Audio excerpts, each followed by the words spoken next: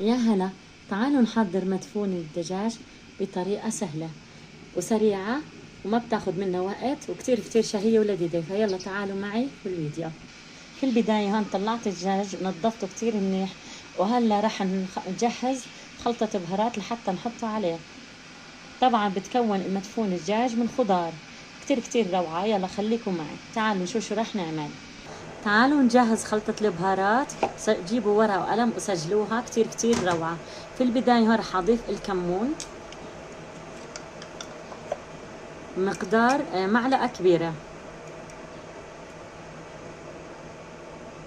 تمام. وهلا رح احتاج معلقة من الكاري، معلقة كبيرة. وهلا رح احتاج الفلفل الأسود المطحون أو فلفل أسمر. طبعا رح احتاج منه معلقة صغيرة أو حتى نص معلقة، لأن رح أضيف فلفل أخضر اللي بيجي حار. تمام. هلا هذه البهارات مخصصة للأوزي، فأنا رح أحتاج منها معلقة كبيرة. إذا مو متوفرة عندك فعادي فيك تضيفي القرفة والهيل وكمون والكزبرة مطحونة. هي عبارة عن هيك أشياء موجودة معها، بالإضافة إلى الكركم. رح أضيف منها معلقة، طعمها كتير كتير روعة. هيك تمام. بقي بس أضيف الملح. راح احتاج بس رشة صغيرة، ما راح اكتر، لاني انا راح اضيف على المرقة. عرفتوا؟ انتبهوا انه ما يطلع معكم مالح، فانا بس هيك راح اضيف بس رشة صغيرة. هيك تمام. هلا هذه البهارات راح اضيف نصها على كمية الدجاج اللي عندي. فيلا تعالوا معي. هلا راح اضيف نصها، وشوفوا شو راح اضيف بعدين. شوية سوائل راح اضيف، بس هيك كافي. هلا رح اضيف خل ابيض. ما عندك خل ضيفي عصير ليمون. هذا هو الخل الابيض، انا بستخدمه كتير يعني كتير اشياء، وصفات ولتعقيم الخضار، لكل اشي ما بستغنى عنه. فرح اضيف معلقتين كبار. تمام. هلا رح اضيف معلقتين زيت زيتون. كتير كتير روعة هذه الوصفة، بنصحكم تجربوها ولذيذة شهية كتير. واحنا كتير بنحب نضيف على الدجاج دبس الرمان، طعمه روعة، ما تتخيل قد ايه طعمه لذيذ. اذا مو توفر عندكم عادي، مو مشكلة، لا تحطوا. عندي هذا الصوص صلصة البابريكا، كتير كتير روعة. كمان هذا اختياري، موجود عندك ضيفيه، مو موجود مو مشكلة، كله بيمشي الحال. هلا رح ادعكم كتير مليح وارجع لكم. هيك تمام، انتهيت. مثل ما انتم شايفين كله بينعمل على البارد. هلا رح احضر الحلة او الطنجرة حتى نحط فياتها الخضار. اول اشي تعالوا معي شو رح نحط، شوفوا شو رح نحط. اول اشي في طنجرة على الغاز رح اضيف بصلتين. تمام. يلا خلينا فرجيكم كيف طريقة التقطيع. بهذا الشكل شرايح، لازم تكون عريضة حتى ما يذوب. مثل هيك شايفين، شرايح كبيرة. بخلص الكمية وبرجع لكم. هيك لازم تكون معكم. تمام. هلا رح احطها في الحلة او الطنجرة. اول شي رح اضيف كمية مناسبة من زيت الزيتون، شي 3 معالق او معلقتين. وهلا رح اضيف البصل الشرايح اللي قطعناه في قلب الطنجرة.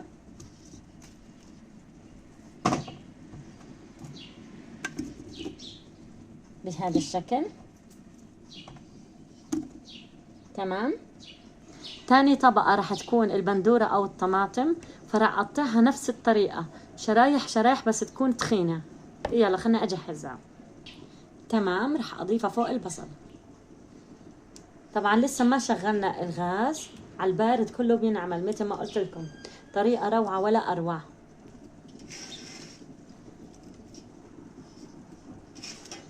الطبقة اللي بعد هيك رح تكون اللي هي الفلفل البارد او الفليفلة او الفلفل الحلو. فرح تكون الطبقة الثالثة فلفل حلو ومعهم فلفل حار. فيلا تعالوا نفس الطريقة رح نشرحهم. تمام. جهزتها. هلا رح اضيفها فوق الطبقة. طبعا مثل ما قلت لكم كله على البارد. رصوهم كتير منيح.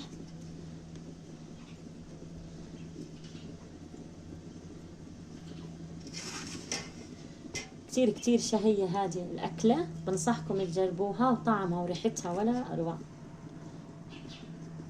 هلا الطبقة اللي بعد هيك طبعا نسينا الفلفل، هذا هو الفلفل، فيكم تشيلوا البزر منه بس أنا حضيفه زي ما هو، بعطي حرورة أكتر. تمام. هلا الطبقة اللي بعد هيك راح أضيف الثوم المفروم، فرمته ناعم.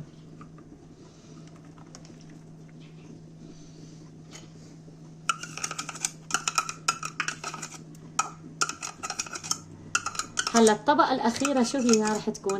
راح تكون البطاطا، فخليكم معي.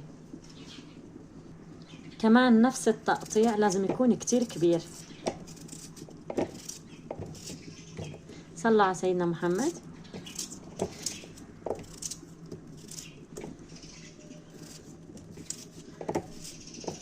هذا الشكل أغسلهم ونضيفهم بهذا الشكل، يعني عشوائي، مو ضروري يعني كله عشوائي، بالنهاية كله رح يستوي، رح تشوف كيف رح يطلع ولا أروع. فعلا كل ما نجربها يعني لذيذة لذيذة، طلب إنه نكررها ونعملها مرتين، يعني قد ما هي شهية ولذيذة. بنصحكم تجربوها، إنها روعة روعة.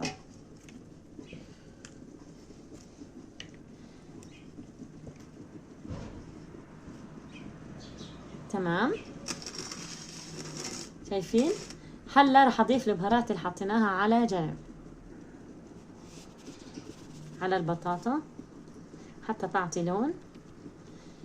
تمام. هلا بقي بس الدجاج نضيفه ونجهز الصوص اللي رح ينحط هنا. طبعا كمية الدجاج حسب عدد افراد العيلة.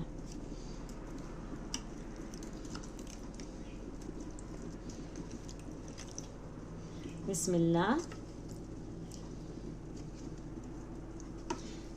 فعلا هذه الأكلة شهية شهية، بنصحكم تجربوها، وسريعة، ما تتخيلوا قد ايه سريعة. هلا رح اضيف الصوص اللي بقي من الدجاج فوقيهم، وراح احطه على الغاز ونحضر الصوص اللي راح نضيفه فوق الخليط هذا.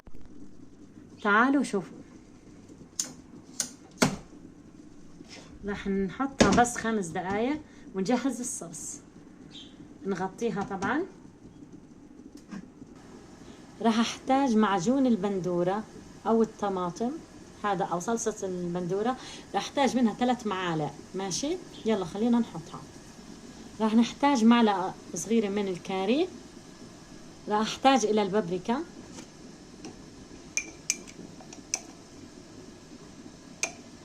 معلقة كبيرة او حتى معلقة ونص.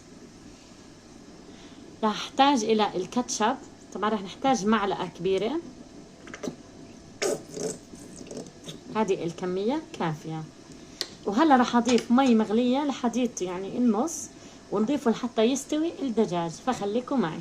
وطبعا ما ننسى الملح، فراح احتاج كمية مناسبة من الملح حسب الرز اللي انا راح اضيفه، فراح احتاج 4 5 لانه عمل كمية كبيرة من الرز. وهلا راح اضيف المية المغلية. طبعا ما تنسوا انه في كاتشب، والكاتشب حلو، فانتبهوا لهذه ملاحظة. هذه هي الكمية اللي راح احتاجها. راح اضيفها فوق الخضار واتركهم لحتى يستووا يعني ساعة. تمام، وبرجع لكم. وهلا بعد ما ضفت الرز راح تضيفوا زعفران، واذا ما في تعالوا شو بتحطوا كركم، بتذوبوه معلقتين مي، وراح نعمل خطوط على الرز وبس بهذا الشكل.